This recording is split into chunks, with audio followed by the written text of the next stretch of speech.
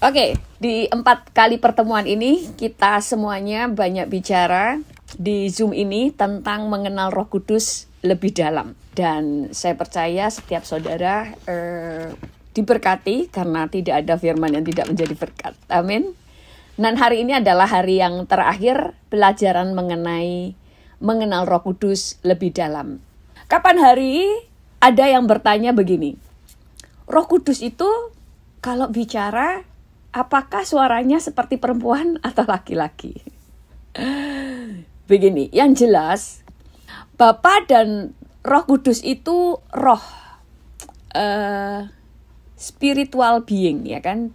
Mereka itu adalah roh, jadi tidak punya jenis kelamin laki-laki atau perempuan. Tetapi di Alkitab, Allah Bapa, Tuhan Yesus dan Roh Kudus selalu digambarkan sebagai laki-laki. Nanti saya akan jelasin kenapa selalu dijelaskan atau digambarkan sebagai laki-laki, walaupun Bapa, Roh Kudus itu tidak punya tubuh jasmani, hanya punya tubuh rohani.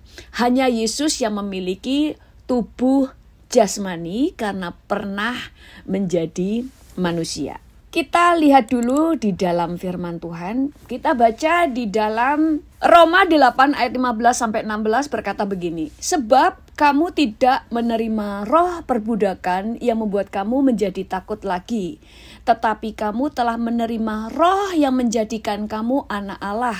Oleh roh itu kita berseru ya Aba, ya Bapa. Roh itu bersaksi bersama-sama dengan roh kita bahwa kita adalah anak-anak Allah. Di dalam terjemahan RSV di situ dikatakan it is the Spirit Himself. Jadi dikatakan Himself. Roh itu sendiri, kan roh itu sendiri berbicara tentang Roh Kudus kan kalau kita baca dari ayat yang ke-15. Kalau di sini dikatakan roh itu bersaksi bersama-sama dengan roh kita. Ini roh ini berbicara tentang Roh Kudus dan di dalam bahasa Inggrisnya diterjemahkan sebagai it is the Spirit Himself. Jadi di dalam terjemahan bahasa Inggris ini digambarkan bahwa Roh Kudus itu adalah maskulin. Karena di terjemahan aslinya di dalam terjemahan Yunani juga itu selalu dinyatakan Roh Kudus itu adalah maskulin. Walaupun tidak memiliki tubuh jasmani. Tetapi Allah kita itu selalu digambarkan sebagai maskulin. Makanya kalau dikatakan Roh Kudus itu suaranya laki-laki atau perempuan, jelas laki-laki. Kalau suaranya perempuan, itu mungkin lebih kalau laki-laki itu tegas suaranya, ada wibawa, jadi tidak ada suara manja-manja, itu nggak ada. Kalau perempuan itu ada manja-manjanya, tidak berwibawa. Allah kita itu Allah yang penuh dengan wibawa. Sama halnya dengan malaikat. Malaikat itu juga makhluk rohani. Malaikat itu makhluk rohani dan dilambangkan juga sebagai maskulin, laki-laki. Makanya malaikat itu bodinya ya bodi laki-laki, walaupun dia tubuh spiritual. Tapi tubuhnya tubuh laki-laki, perkasa. Itu sebabnya tidak ada bidadari. Tidak ada malaikat yang tubuhnya bentuknya seperti wanita, tidak ada. Walaupun mereka tidak punya kelamin karena mereka adalah makhluk rohani, tetapi mereka itu punya tubuh bentuknya ya laki-laki, bukan perempuan. Makanya di dalam Alkitab kekristenan tidak mengenal itu bidadari, karena malaikat itu semuanya laki-laki. Buktinya apa? Mari kita baca di dalam Kejadian 19 ayat 1-2 dikatakan begini. Kedua malaikat itu tiba di Sodom pada waktu petang. Lot sedang duduk di pintu gerbang Sodom dan ketika melihat mereka, bangunlah ia menyongsong mereka. Lalu sujud dengan mukanya sampai ke tanah. Jadi ada 2 malaikat datang ke Sodom. Lalu Lot itu melihat mereka berdua. Dan di ayat kedua dikatakan, serta berkata, Tuan, silahkanlah singgah ke rumah hambamu ini. Bermalamlah di sini dan basuhlah kakimu. Maka besok pagi tuan-tuan boleh melanjutkan perjalanannya. Jawab mereka, tidak, kami akan bermalam di tanah lapang. Nah, sekali lagi, kedua malaikat itu tiba di Sodom pada waktu petang. Jadi ada dua malaikat. Lalu Lot sedang duduk di pintu gerbang Sodom. Dan ketika melihat mereka, bangunlah ia, menyongsong mereka, lalu sujud dengan mukanya sampai ke tanah, serta berkata, Tuan, Tuan. Tuan selalu panggilan untuk laki-laki. Tidak berkata, nyonya-nyonya, ya kan? Ibu-ibu. Tidak, tetapi dikatakan, Tuan-tuan, silakan singgah ke rumah hambamu ini. Bermalamlah di sini dan basuhlah kakimu. Maka besok pagi tuan-tuan boleh melanjutkan perjalanan. Jawab mereka, tidak, kami akan bermalam di tanah lapang. Kenapa panggil tuan-tuan? Karena yang dilihat oleh Lot adalah laki-laki. Jadi, kenapa selalu memang digambarkan laki-laki? Kemudian kalau kita baca selanjutnya di dalam Kejadian 19 ayat 10-12 berkata begini. Tetapi kedua orang itu mengelurkan tangannya, menarik Lot masuk ke dalam rumah lalu menutup pintu. Dan mereka membutakan mata orang-orang yang di depan pintu rumah itu. Dari yang kecil sampai yang besar, sehingga percumalah orang-orang itu mencari-cari pintu. Lalu kedua orang itu, yaitu malaikat ya, berkata kepada Lot, siapakah kaummu yang ada di sini lagi? Menantu atau anak laki-laki, anakmu perempuan, atau siapa saja kaummu di kota ini? Bawalah mereka keluar dari tempat ini.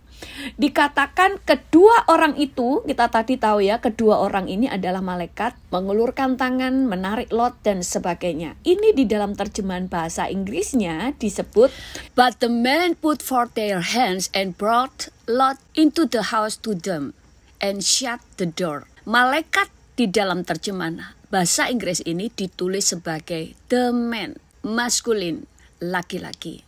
Lalu kemudian di sini juga dikatakan, and they struck with blindness the men who were at the door of the house, both small and great. Di sini memakai kata the men, laki-laki. Dan selanjutnya, then the man said to Lot, the men. Jadi dikatakan ini laki-laki. Malaikat ini disebut sebagai laki-laki karena memang bentuk tubuh mereka, semuanya, suara mereka, semuanya laki-laki. Jadi tidak ada yang bentuk malaikat itu seperti perempuan. Tidak ada bidadari, yang ada hanyalah malaikat-malaikat. Yang malaikat-malaikat ini selalu dilambangkan, digambarkan sebagai laki-laki. Makanya setiap orang yang pernah melihat malaikat, ketemu malaikat, selalu mereka itu bentuknya ya laki-laki, ganteng-ganteng. Nah, juga mereka seringkali melihat bala tentara surga, laki-laki semuanya, keperkasaan. Kemudian di dalam Wahyu 7 ayat 2 berkata, dan aku melihat seorang malaikat lain muncul dari tempat matahari terbit.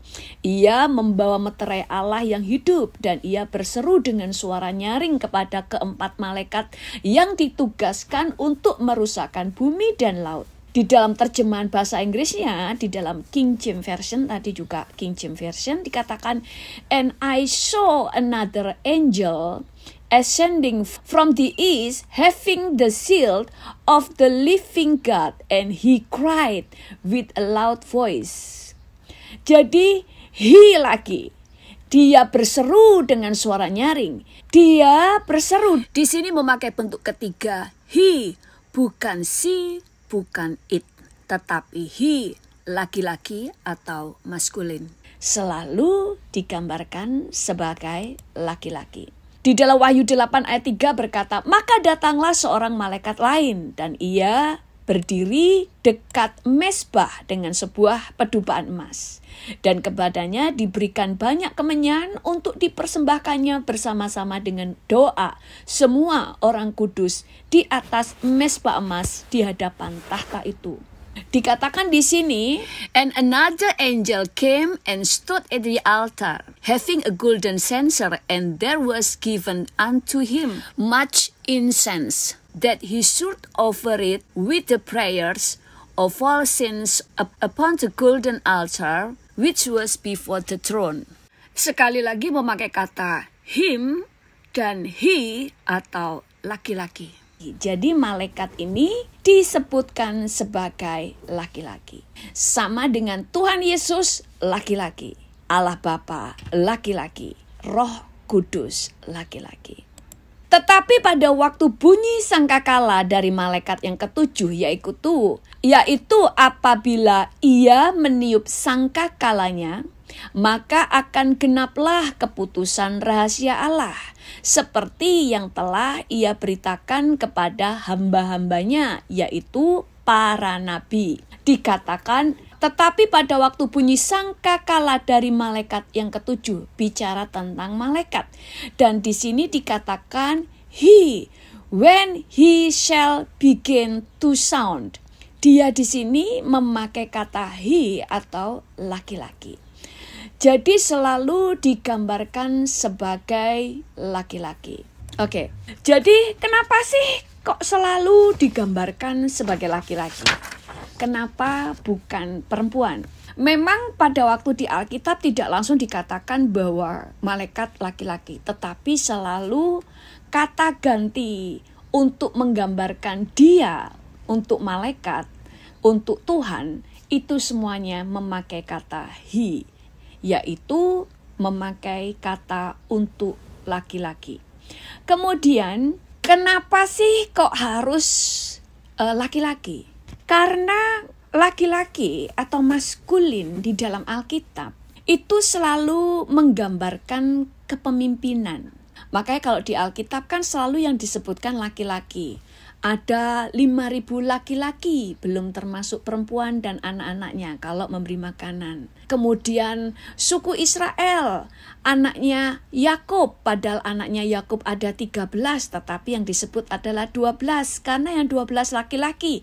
Yang satu adalah perempuan bernama Dina, tetapi dia hampir tidak pernah disebutkan. Kenapa laki-laki? Karena laki-laki berbicara tentang memimpin, kepemimpinan. Laki-laki berbicara tentang pemberi. Perempuan itu penerima. Laki-laki itu pemberi. Coba kalau hubungan suami istri. Suami yang memberi. Istri menerima. Makanya dia mengandung. Istri tidak pernah perempuan adalah yang memberi. Tetapi istri adalah penerima. Perempuan itu penerima. Jadi laki-laki adalah pemberi. Makanya Allah Bapa, Tuhan kita adalah yang selalu mensuplai kita. Karena pria adalah yang mensuplai kebutuhan. Pria itu punya tanggung jawab. Pria bicara tentang tanggung jawab. Dia punya tanggung jawab. Maka Yesus dikatakan dia itu sampai menyerahkan nyawanya untuk gerejanya. Kenapa? Karena dia laki-laki punya tanggung jawab. Waktu Hawa makan buah pengetahuan, Tuhan diam saja. Tapi waktu Adam yang makan, Tuhan langsung bertindak. Karena dia laki-laki, dia yang punya tanggung jawab. Dan yang ditegur adalah Adam. Waktu Hawa makan buah pengetahuan, pakaian mereka tidak hilang. Tapi waktu Adam yang makan, pakaian mereka langsung hilang. Makanya langsung mereka sadar, kok kita telanjang?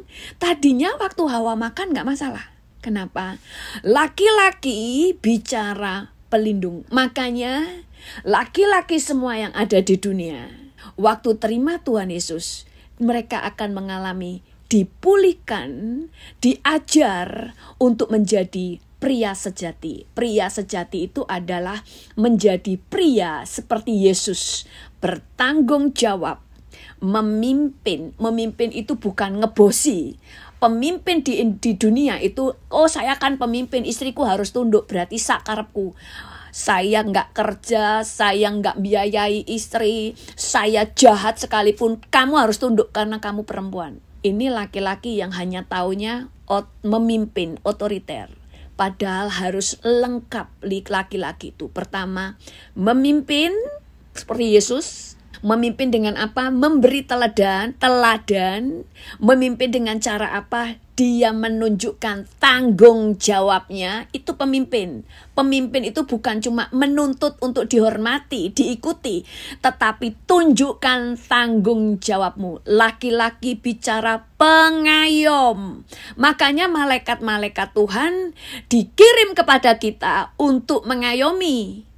Kalau yang dikirim adalah malaikat itu bentuknya kayak perempuan, bidadari, nggak melindungi.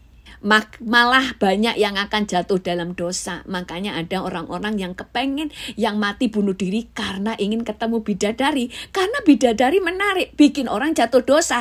Kemudian dikatakan laki-laki berbicara tentang kuat, perkasa. Karena dia harus melindungi, ya dia harus perkasa, nggak gemulai. Dia berani.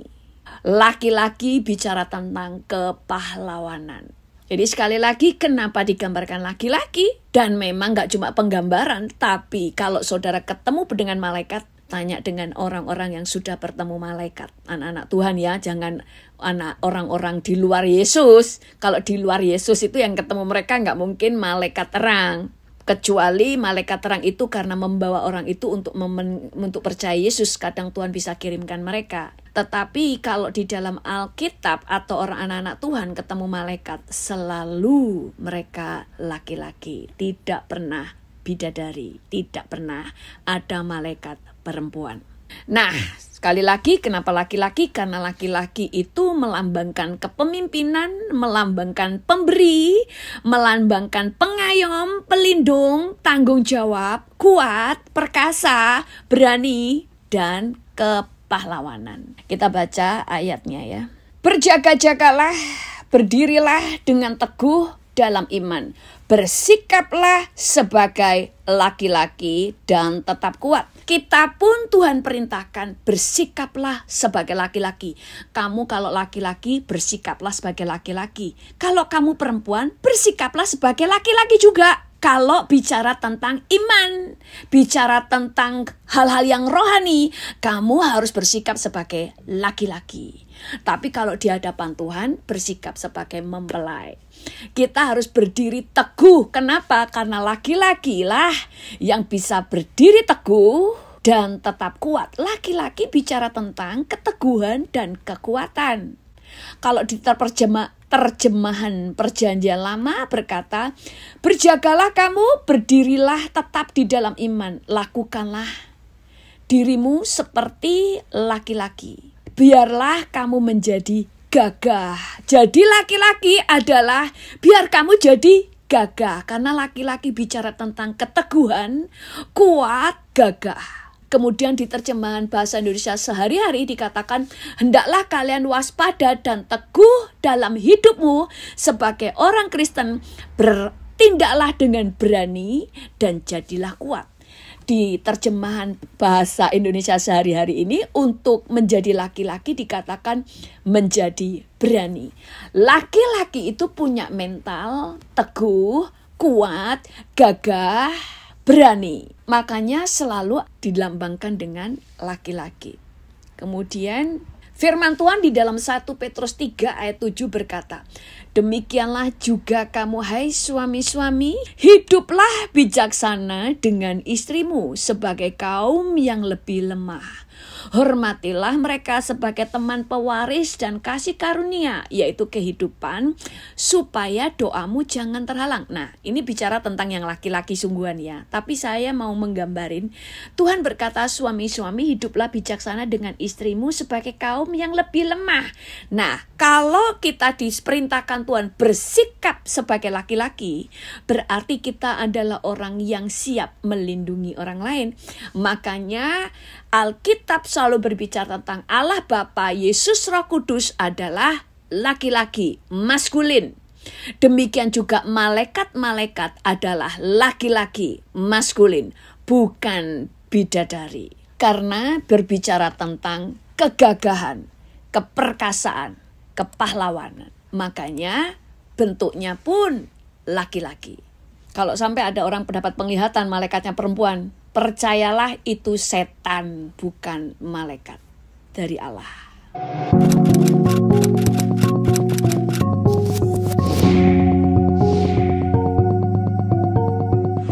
Jangan lupa subscribe.